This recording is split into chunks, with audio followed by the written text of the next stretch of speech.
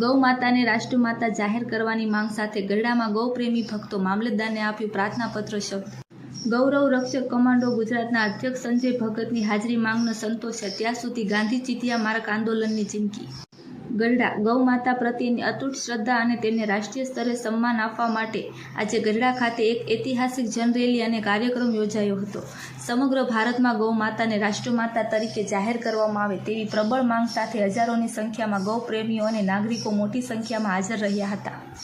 ભવ્ય રેલી અને સૂત્રોચ્ચાર। આજે સવારે 11 કલાકે ગરડાની સ્વામિનારાયણ પીટીસી કોલેજ ખાતેથી વિશાળ રેલીનું પ્રસ્થાન કરવામાં આવ્યું હતું। કેસરિયા ધજા અને ગૌ માતા કી જયના ગગનભેદી નારાઓ સાથે નીકળેલી આ રેલી શહેરના મુખ્ય માર્ગો પર આકર્ષણનું કેન્દ્ર બની હતી। આ રેલીમાં સમાજના દરેક વર્ગના લોકો, યુવાનો અને વડીલો મોટી સંખ્યામાં જોડાયા હતા। સંજય ભગત, અધ્યક્ષ, ગૌરવ રક્ષક કમાન્ડો ગુજરાતનું નિવેદન। આ કાર્યક્રમમાં વિશેષ રૂપે ઉપસ્થિત રહેલા ગૌ રક્ષક કમાન્ડો ગુજરાતના અધ્યક્ષ સંજય ભગતે મીડિયા સાથેની વાતચીતમાં જણાવ્યું હતું કે ગૌ માતા એ આપણી સંસ્કૃતિનો આત્મા છે। અમારી સ્પષ્ટ માંગ છે કે તમને વહેલી તકે રાષ્ટ્રમાતાનો દરજ્જો અપાવવામાં આવે। અમે ભારતના પ્રથમ નાગરિક રાષ્ટ્રપતિ માનનીય વડાપ્રધાનશ્રી અને ગુજરાતના રાજ્યપાલ તથા મુખ્યમંત્રીશ્રીને આ અંગે ઘટતું કરવા વિનંતી કરીએ છીએ। વધુમાં તેમણે મક્કમતાથી ઉમેર્યું હતું કે જ્યાં સુધી ગૌ માતાને રાષ્ટ્રીય સન્માન અને દરજ્જો નહીં મળે અને કતલખાના બંધ નહીં થાય ત્યાં સુધી આ લડત અટકશે નહીં અને ગાંધી ચિતિયા માર્ગે આંદોલન ચાલુ રહેશે। સહી ઝુંબેશ અને પ્રાર્થનાપત્ર શબ્દ। રેલી દરમિયાન એક વિશેષ સહી ઝુંબેશ પણ ચલાવવામાં આવી હતી જેમાં હજારો લોકોએ પોતાની સહી દ્વારા સમર્થન જાહેર કર્યું હતું। ત્યારબાદ પ્રતિનિધિ મંડળ દ્વારા મામલતદારશ્રીને પ્રાર્થનાપત્ર શબ્દો પાઠવી ભારતના પ્રથમ નાગરિક રાષ્ટ્રપતિ દ્રૌપદી મુર્મુ, વડાપ્રધાન શ્રી નરેન્દ્ર મોદી અને ગુજરાતના રાજ્યપાલ આચાર્ય દેવવ્રત તથા મુખ્યમંત્રી શ્રી ભૂપેન્દ્ર પટેલને રજૂઆત કરવામાં આવી હતી।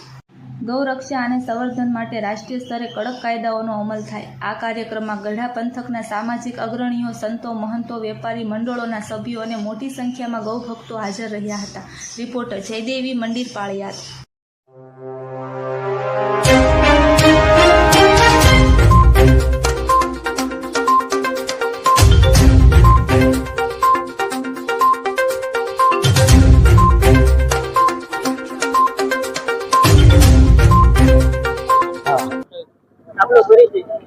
હું ગરડા ગૌરક્ષક કમાન્ડો પ્રમુખ છું, ગૌરક્ષક ગુજરાત પ્રદેશ પ્રમુખ છું। આજે ગૌ માતાને રાષ્ટ્રમાતા બનાવવા માટે બહોળી સંખ્યામાં માણસો ભેગું થયું છે।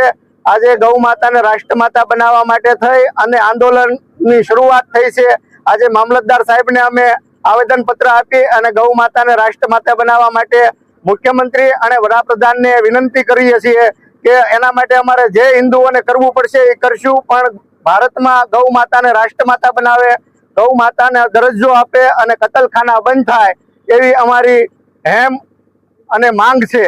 એવી ગૌ માતાને રાષ્ટ્રમાતા બનાવવા માટે જે કાંઈ ગાંધી ચીમકી માર્ગે જે કાંઈ અમારે કરવું પડશે એ આંદોલનો કરશું અને ગૌ માતાને રાષ્ટ્રમાતા બનાવીને જ રહેશું એવી અમારી બધાની માંગ છે। જય જય ગૌ માતા। મારું નામ ચંદ્રકાંત સોલંકી, જય ગૌ માતા। આજ રોજ ગઢડા મામલતદાર ખાતે ગાય માતાને રાષ્ટ્રમાતાનો દરજ્જો મળે એના માટે પ્રાર્થના પત્ર દેવા માટે અમે લોકો બધાએ પધાર્યા હતા રેલી સ્વરૂપે। તો અમારી એવી પ્રાર્થના છે કે ગાય માતા આપણી ભારત દેશની સંસ્કૃતિ છે। ગાય માતામાં 33 કોટી દેવી દેવતાઓનો વાસ રહેલો છે, જેથી કરીને આ ગાય માતા રસ્તે રઝળતી ન રહે। તો સરકારમાં એવી અમારી પ્રાર્થના છે કે ગાય માતાને રાષ્ટ્રમાતાનો દરજ્જો મળે તો ગાય માતા સંસ્કૃતિ પ્રમાણે પૂજની થઈ જાય, તો એવી એક અમારી પ્રાર્થના છે।